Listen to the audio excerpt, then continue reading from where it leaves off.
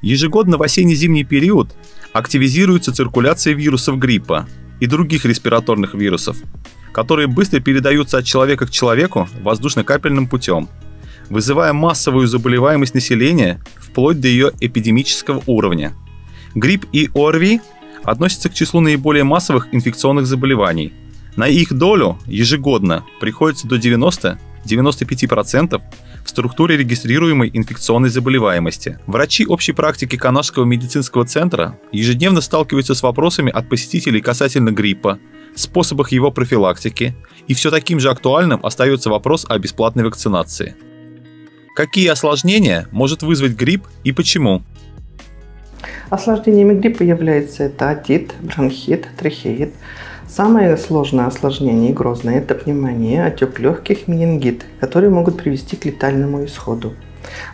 Осложнения могут случиться в том случае, когда человек не соблюдает постельный режим и самостоятельно прерывает лечение, что ни в коем случае делать нельзя.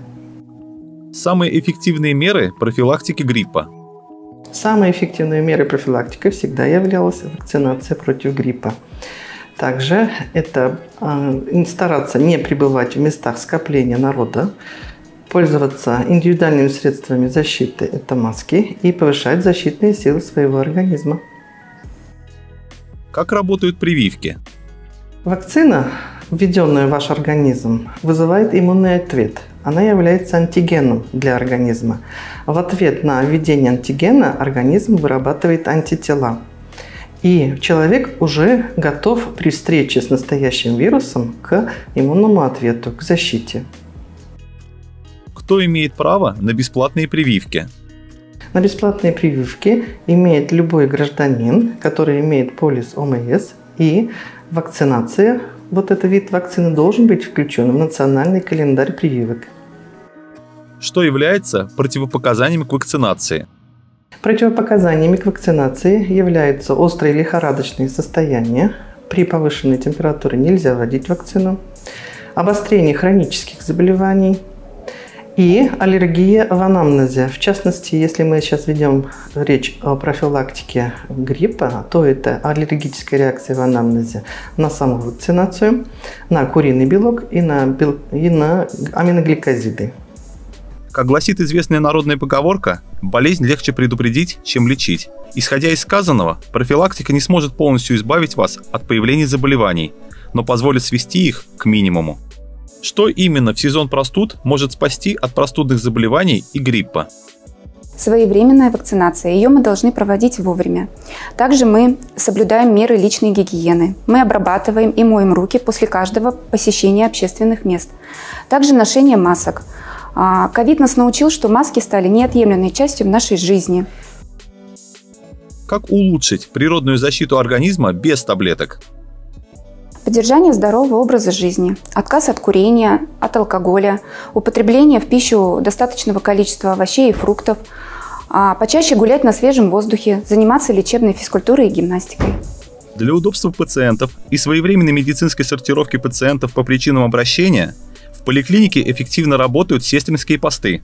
Они были организованы в рамках реализации федерального проекта «Новая модель медицинской организации, оказывающей первичную медико-санитарную помощь». По-простому, в ходе проекта «Бережливая поликлиника». Здесь оказывается доврачебная медицинская помощь. Пациентам измеряют артериальное давление, выписывают необходимые направления на лабораторные анализы и инструментальную диагностику, записывают на прием к врачу. Для разведения потоков пациентов существует отдельный вход в поликлинику для пациентов с симптомами ОРВИ и гриппа. Организована специально отведенная зона для температурящих людей.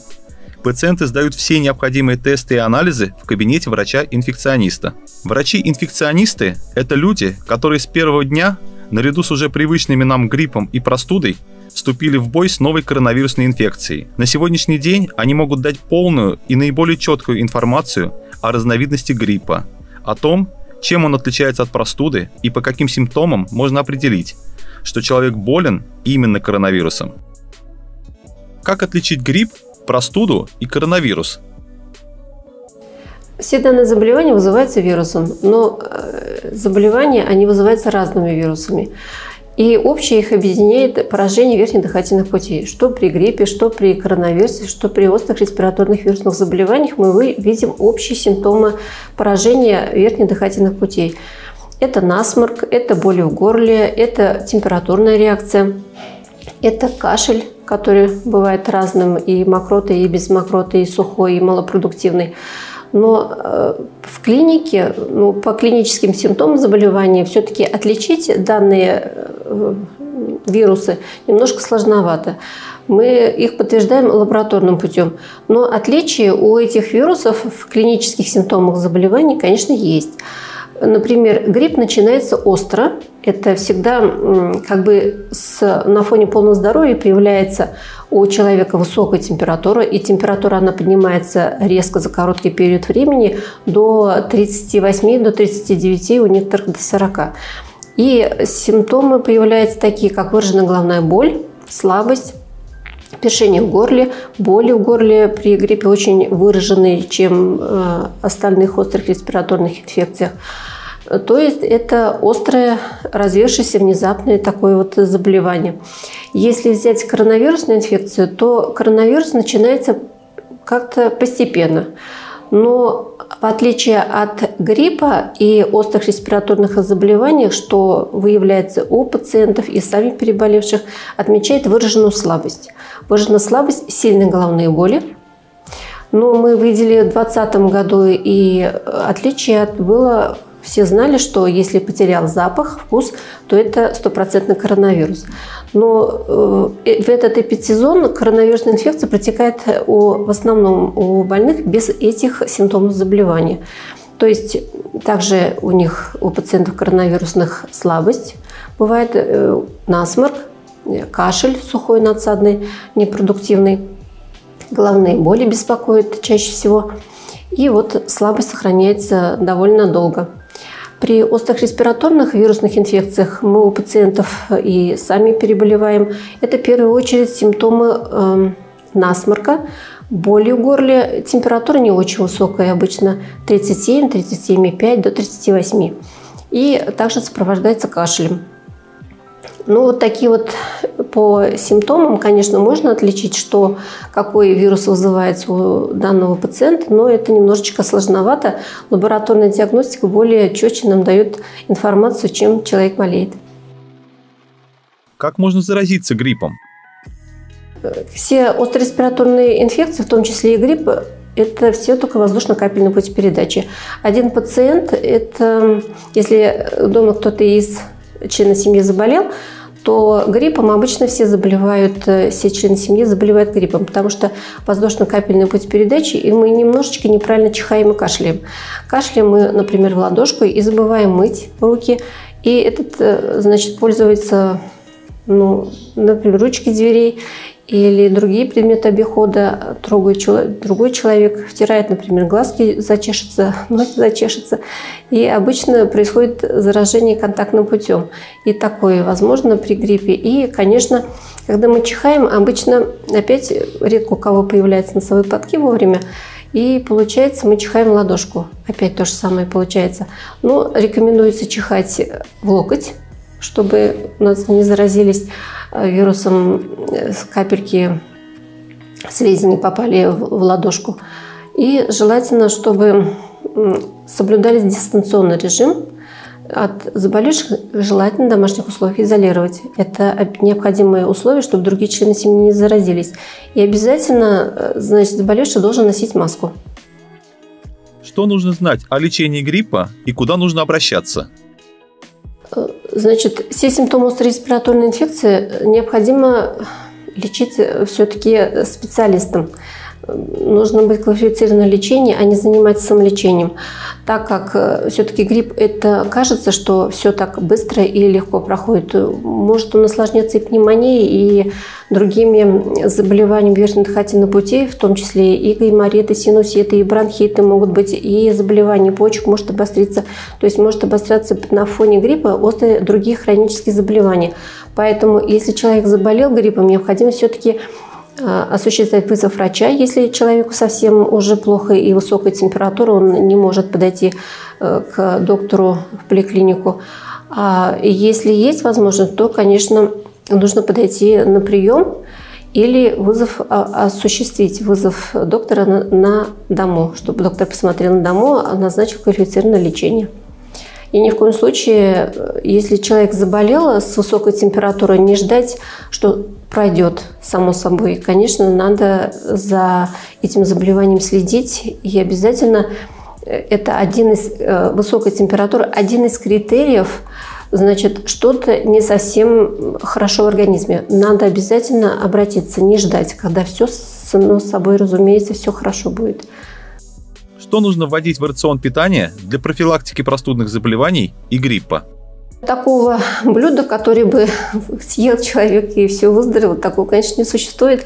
Поэтому в рационе питания обязательно, как всегда, должно быть витаминизированное. То есть это большое количество фруктов и овощей. Сейчас, благо дело осени, и в овощах, и в фруктах витамины все еще сохранены. Надо все-таки это и употребление чеснока, и лука, где находятся фитонциды, которые немножко оказывают антивирусное действие, и использование моркови, где витамин А и витамин С в больших количествах, который укрепляет сосудистую стенку и стенку, помогает в защите слизистых дыхательных путей. И тот же самый лимон. Можно использовать и сладкий перец, где по содержанию витамина С он нисколько не уступает лимону. Можно, значит, кисломолочное обязательно, рыбу хорошо, шиповник, где содержание витамина С в достаточном количестве, отвар шиповника осенью, пожалуйста, можно использовать, кому это не противопоказано. Ну и не только питание, но человек должен нормально 7-8 часов выспаться хорошо, и должно быть активный образ жизни, и все-таки свежий воздух. Должен человек гулять утром и вечером, чтобы нормально было поступление кислорода в организм. Грипп – это серьезное заболевание? Грипп довольно серьезное заболевание, особенно у лиц с хроническими заболеваниями, у кого имеется сахарный диабет, кто страдает гипертонической болезнью, имеется хроническое заболевание легких, почек. То есть грипп может дать осложнения в виде пневмонии, обострения вот этих хронических заболеваний. Поэтому при высокой температуре надо пациенту все-таки звонить в регистратуру по телефону 2 19 18, оформить вызов врача, чтобы врач квалифицированно оценил состояние пациента и назначил все-таки достаточно хорошее лечение. И пациент не потерялся у нас с наблюдения, все-таки ввел этого пациента доктор, который бы вовремя распознал все осложнения, которые могут выйти, и их профилактировал. Поэтому я желаю всем пациентам, значит, беречь себя и вовремя обратиться за медицинской помощью. Не отнесись к этому как к халатному отношению к своему здоровью. И все-таки эти заболевания могут вызвать довольно грозные осложнения. Поэтому берегите себя и своих близких.